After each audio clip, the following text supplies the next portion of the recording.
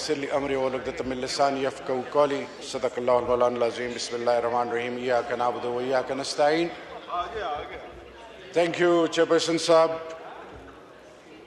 27th amendment सन 2025 नवंबर का महीना और आज पार्लिमान के पाकिस्तान के तमाम स्टेक होल्डर्स के इस ऐवान में जो सुप्रीम है वो आज पाकिस्तान के अवाम के साथ जो सोशल कॉन्ट्रैक्ट है, जो रियासत का अवाम के साथ सोशल कॉन्ट्रैक्ट है, उसके हवाले से जो कानून साजी की गई ट्रेजरी बेंचेस की तरफ से, उससे पहले मैं ये कहना चाहूंगा कि कल जो वाना में हुआ, परसों से लेकर कल और आज अल्लाह ने उसमें इज्जत भी दी और कामयाबी भी अता की, और फिर कल इस्लामाबाद में जो वाकया हुआ,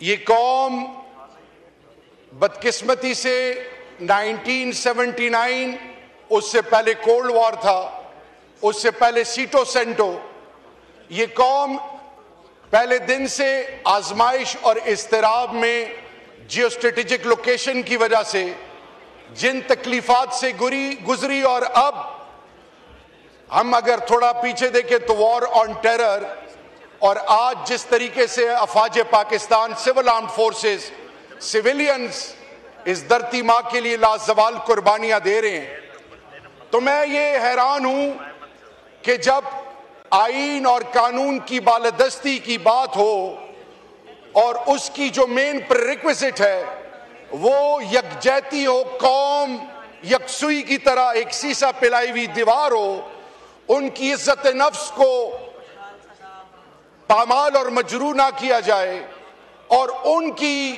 इज्जत नफ्स के बाद उनको वो माहौल अमन के जरिए प्रोवाइड किया जाए जिसमें वो कौम फ्लरिश करे, वो कौम अपने मुल्क की मफादात को प्रायोरिटी रख के दुनिया की कौमों से मुकाबला करें।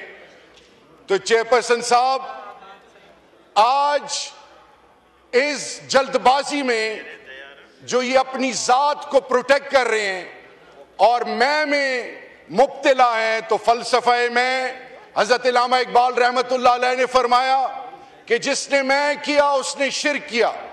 ये जो आज जल्दबाजी में लगे हुए हैं, ये भूल गए कि बड़े बड़े हुक्मरान आए, बड़ी कौमें आई, कौमें आद, कौमें समूद, कौमें नमरूद, कौमें आई, मिट गई। इक्तिदार को जूते की नोक पे अल्लाह के महबूब के आल ने रखा, जात की बात नहीं की, इंसानियत का अलम उठाया, और इंसानियत के उस अलम की बुनियाद हमेशा इंसाफ और इंसानियत के इर्द गिर्द घूमती है, और यही अलम एक साहिब किरदार, साहिब हैसियत, मर्द कलंदर, मर्द मुजाहिद, कौम का एक ऐसा बेटा जो सिवाय अल्लाह के आगे किसी के और के आगे सर नहीं झुकाता, उन्होंने अपने किरदार और अमल से इन तमाम कुव्वतों को एक मैसेज दिया है कि तुम डट के कानून साजी करो, मैं डट के तुम्हारा मुकाबला करूंगा, क्योंकि मेरा होने का यकीन उस जात से है जो हक़्क़ुल हाकिमीन है। हजरत इब्राहिम अलैहिस्सलाम को नमरूद आग में डाल रहा था, तो मैं आलिम नहीं हूं, चेयरपर्सन साहब, जिब्राइल अलैहिस्सलाम आए और फरमाया कि आप का कोई हुक्म हो, तो इब्राहिम अलैहिस्सलाम ने फरमाया कि इस आग पे इख्तियार किसका है? कहा गया इस पे इख्तियार अल्लाह का है, तो उन्होंने फरमाया कि मेरे लिए मेरा अल्लाह ही काफी है, हस्बुनल्लाह व निअमल वकील, निअमल मौला व निअमल नसीर। आज नेशनल सिक्योरिटी, आज कौमी यकजहती, आज अवाम पाकिस्तान के वो मसाइल जो 30 लाख से ज्यादा लोग पढ़े लिखे कारोबारी बाशऊर इस मुल्क से जा चुके हैं, आज जिस यूनिवर्सिटी, जिस कॉलेज, जिस स्कूल में चले जाएं, इस मुल्क के बच्चे मायूस हैं, यूथ डिस्ट्रैक्टेड है, डिसल्यूशन्ड है। आज जो सियासी पार्टियां जो अपनी सियासत के हवाले से इक्तिदार का खेल खेल रही हैं, आज वो अपनी बुनियाद खो चुकी हैं, वो चार्टर ऑफ डेमोक्रेसी, वो सिविल सुप्रीमेसी की बातें करने वाले आज राग अलाप रहे हैं, हम पर तनकीद कर रहे हैं, लेकिन वो ये भूल गए हैं चेयरपर्सन साहब कि इनकी सियासत तो खत्म है। कब तक फॉर्म 47 के जरिए इनको ऐवानों का हिस्सा बनाया जाएगा? कब तक? जब अल्लाह की पकड़ आएगी तो ये बहुत पछताएंगे। आज भी इनको ये एहसास हो जाना चाहिए कि फर्द वाहिद जरदारी साहब को इन्होंने इस्तिस्ना तो दे दी है, उन्होंने जेल भी काटी थी। अगर ये 2 साल और वो खड़े रहते तो उनकी तौकीर में इजाफा होता, लेकिन उन्होंने ऐसी बेतौकीरी की कि अपने साथ पीपल्स पार्टी की सियासत की बुनियाद का जनाजा निकाल दिया। और वो लोग जो अपने आप को समझते थे कि हम ऐसे नारे और ऐसे नैरेटिव बनाएंगे जिससे क्या होगा, वोट को इज्जत मिलेगी, और वो बड़ी बड़ी बातें करने वाले, उन्होंने इज्जत सियासत की और जमहूरियत की और अपनी बुनियाद की। और जैसे अभी सेनेटर इरफान सदीकी साहब जो कि इनके की स्टेक होल्डर थे, वो जब अल्लाह को प्यारे हुए, किसी को भी जहमत ना हुई कि खासकर की लीडरशिप में कि वहां हाजिरी देते। कल आपको भी खुदा ना खास्ता कोई नहीं पूछेगा, को आपका कोई नाम भी नहीं लेगा। जिस तरह याहिया साहब से लेकर जनरल याहिया, फिर जनरल जियाउल हक मरहूम, फिर परवेज मुशर्रफ साहब, फिर इसी तरह इक्तिदार में लोग आते रहे, लोगों को तिगनी का नाच नचवाते रहे, अपनी मैं में डूबे रहे, और लोग उस वक्त जो नवाजे गए वो सर झुकाते रहे। और वो लोग जिनको चैलेंज किया गया उन्होंने आवाजें उठाई, लेकिन बदकिस्मती से ये लोग आज सारे एक हो चुके हैं। और खान साहब ने कहा था कि इंशाअल्लाह ये सारे टोले एक होंगे, लेकिन फिर भी ये मुझे शिकस्त इसलिए नहीं दे सकेंगे क्योंकि इनकी जाती मफादात, मुल्की मफादात, अवाम पाकिस्तान के मफादात से बढ़कर हैं, क्योंकि अपनी जात का सोचते हैं। तो चेयरपर्सन साहब, ये 27th amendment is a simple mockery with the people of Pakistan। अवाम पाकिस्तान को आर्टिकल 1 से आर्टिकल 50 मिसाल के तौर पे, यहाँ पे इकबाल अफरीदी साहब जो कि कबायली इलाके को रिप्रेजेंट करते हैं, आर्टिकल 5 कबाइल के बुनियादी हकूक को आईन की रूह से जब परखते हैं तो आपने उनको ऑन बोर्ड लेना है, उनको कंसेंसस में शामिल करना है। आप कभी चीफ मिनिस्टर को अंडरमाइन करते हैं, कभी 4.5 करोड़ के चीफ मिनिस्टर, चीफ एग्जीक्यूटिव को अडियाला के बाहर जलील करते हैं, कभी आप कैसी हरबे इस्तेमाल करते हैं। सीखें माजी से सीखें। माजी इसलिए है कि अल्लाह अगर माजी की अहमियत ना होती तो अल्लाह पाक कुरान में हमें कौम आद, कौम समूद, कौम नमरूद की मिसालें और उनसे सीखने का मौका ना देता। फिर जब यजीद का दरबार था और हजरत बीबी ज़ैनब का जो खुतबा था, वो क्या मैसेज देता था, वो किस चीज की आगाही थी? वो इक्तिदार के नशे में धुत लोगों को ये मैसेज था कि wake up before it's too late, जाग जाओ। मैं आपसे ये कहना चाहूंगा कि वक्त की जरूरत क्या है कि जब इंतजामिया, मुकन्नना अदलिया, जब इनके फैसले कोई और करना शुरू करे, जब 4th pillar of a state उसकी आंखों पे और मुंह पे पट्टी बांध दी जाए, और फिर जब पार्लियामान में घुसपैठी आए, और फिर जब मुल्क की मफादात पर सौदेबाजी हो, तो ऐसी कौमों पे ना अल्लाह की रहमत आती है, ना ऐसी कौमों के फैसले उन कौमों के बुनियाद को जोड़ने का जरिया बनते हैं। आए, डर किस चीज का है? डर किस चीज का है? आए अवाम के सामने जाते हैं। आज स्पीकर साहब ने कहा कि मैंने खान साहब को 2 दफा शिकस्त दी है। मैं आज अल्लाह के फजल, बड़ी बात से तौबा, पाकिस्तान के किसी जिले में एक 25-26 साल जवान जिसको कोई नहीं जानता, उसके अलावा ये जितने कदावर सियासी शख्सियतें आए मैदान से जाते हैं, उनका मुकाबला करके देखो। अगर आपकी जमानतें जब्त ना हुई तो फिर याद रखना, ये कह देना कि वाकई तहरीक इंसाफ, हक और सच कलम नहीं उठाई हुई थी। मैं आज ये कहने पे मजबूर हूं कि आर्टिकल 26th अमेंडमेंट में 2.5-3-5 अरब रुपए एक MNA के खरीदने के लिए तो थे। नेशनल फाइनेंस कमीशन में जब कायदे आजम मोहम्मद अली जिन्ना साहब ने तमाम स्टेक होल्डर्स को ऑन बोर्ड लिया तो उन्होंने ये कहा था कि distribution of resources will not be on the basis of population. आज क्या वजह है कि बलोचिस्तान का जवान मायूस है? आज क्या वजह है कि खैबर पख्तूनख्वा कबाइल के, पंजाब के, south east north west central Punjab का यूथ डिस्ट्रैक्टेड है? सिंध का बुरा हाल है, आज गिलगित बल्तिस्तान, आजाद कश्मीर। वो कौन सी ऐसी वजह है? क्या हम साथ नहीं चल सकते? क्या हम सर नहीं जोड़ सकते? क्या हम सबको एक साथ नहीं मिला सकते? टू वॉर फ्रंट अप नहीं लड़ सकते? ईस्टर्न वेस्टर्न, आपका दुश्मन जो अजली दुश्मन है हिंदुस्तान, अफगानिस्तान से बैठ के आपको डिस्टेबलाइज कर रहा है। आप जिरगा जो ब्रिजिंग रोल प्ले करते हैं उसको एंगेज क्यों नहीं करते?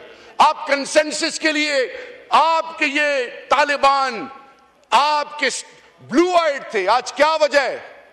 आप कैपेसिटी बिल्डिंग क्यों नहीं करते उन इंस्टीट्यूशंस की जो फोर फ्रंट पे? खासादार, पुलिस, लेवी, ये वो जवान जो अपनी जानों के नजराने पेश कर रहे हैं।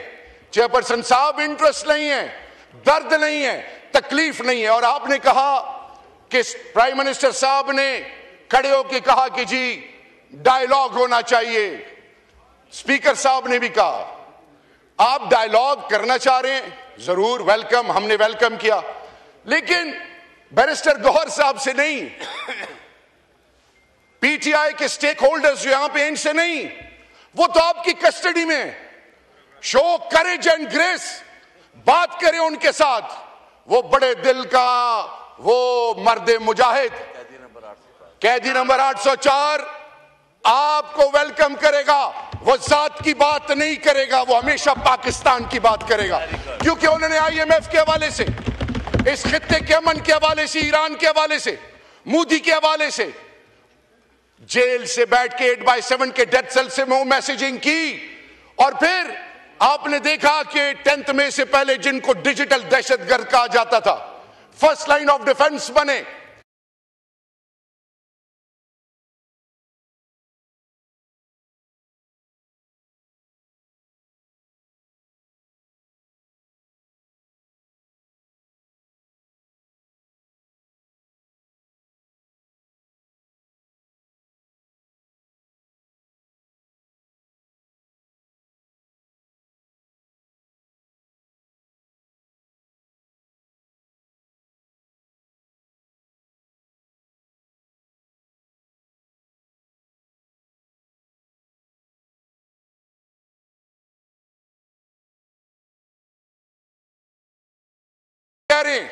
कि आज लोया जर गए पेशावर में।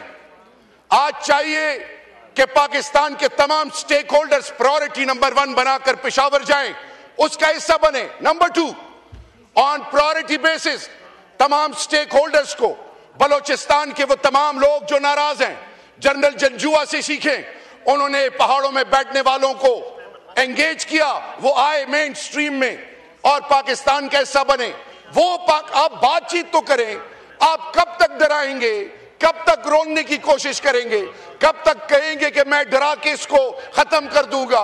कोई मेरे चेयरपर्सन साहब, खौफ के बुत खत्म तब होते हैं जब आप कहते हैं ला इलाहा इल्लल्लाह, कि नहीं है कोई माबूद सिवाय अल्लाह के। चेयरपर्सन साहब, 27th amendment is a scar on the face of democracy. 27th amendment will humiliate us globally at all levels. ये जो हकूकुल अल्लाह और हकूकुल इबाद का कॉन्सेप्ट है, खुदा न खास्ता आपने उसको चैलेंज नहीं किया। जब अल्लाह कहता है कि तुम हकूकुल अल्लाह में कोई खुदाई करो तो मैं रहम राहिमीन हूं, माफ कर दूंगा।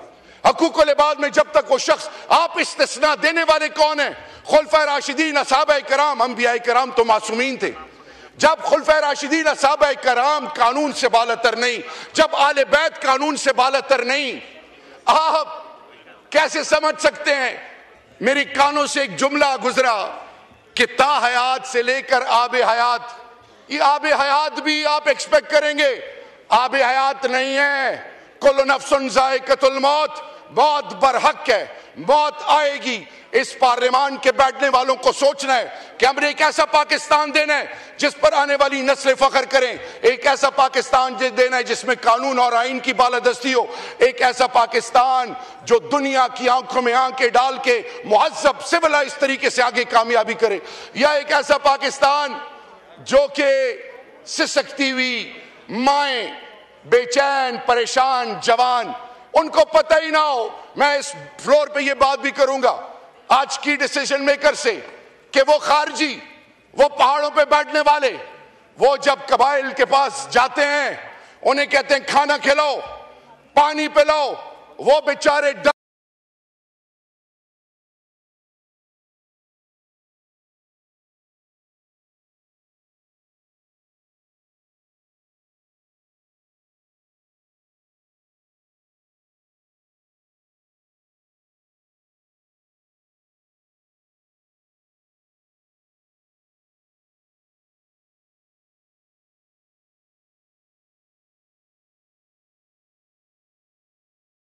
ब्रिजिंग रोल्स प्ले करें। इस कौम को जरूरत है दो चीजों की, एक अल्लाह के फजल से, अल्लाह की बड़ाई और किबरियाई की, और उनके साथ अल्लाह के महबूब के साथ जो हमारी कमिटमेंट है, और दूसरी इस मुल्क को, इस मुल्क के मसाइल का हल, और इस पार्लियामान को एक शख्स की जरूरत है जिसका नाम है इमरान खान। और पाकिस्तान और इमरान खान और ये पार्लियामान लाजिम व मलजूम है इंशाअल्लाह। और याद रखिए, हम अल्लाह और अल्लाह के रसूल के मानने वाले हैं। हमारा ईमान और यकीन है चेयरपर्सन साहब कि जब रास्ते बंद किए जाएं, जब हर तरफ से अंधेरा कर दिया जाए, तो फिर अल्लाह की मदद आती है। अल्लाह की मदद जरूर आएगी इंशाअल्लाह। यह हमारा ईमान और यकीन है। हमने अपनी माओ बहनों बेटियों, अपने इस इंडिया पार्लियामेंटेरियंस, ये शाह महमूद कुरैशी साहब से लेकर यास्मीन राशिद साहिबा और वो तमाम असीरान, वो तमाम लोग जो लाजवाल कुर्बानियां दे रहे हैं, उमर सरफराज सीमा मेरा भाई, वो सब जो इस आजमाइश में इस वक्त डटे हुए हैं, खड़े हुए हैं, वो क्यों डटे हुए हैं? उनको तो जाती कोई फायदा नहीं। क्या उनके घर के खराजात किसी खास जगह से जाते हैं? नहीं, वो इसलिए डटे हैं कि वो शख्स जो आईन और कानून की बालादस्ती की बात करता है वो सच्चा और खरा है। वो जात की बात नहीं करता, वो अपनी बात नहीं करता, अपनी बीवी, अपने बच्चों, अपने वफादात, आखिरी कंक्लूडिंग मिनट, अपनी जात की बात नहीं करता। वो पाकिस्तान की और पाकिस्तान की आने वाली नस्लों की बात करता है। खुदा के लिए वो जो जेलों में पड़े हैं मिलिट्री कोर्ट्स के थ्रू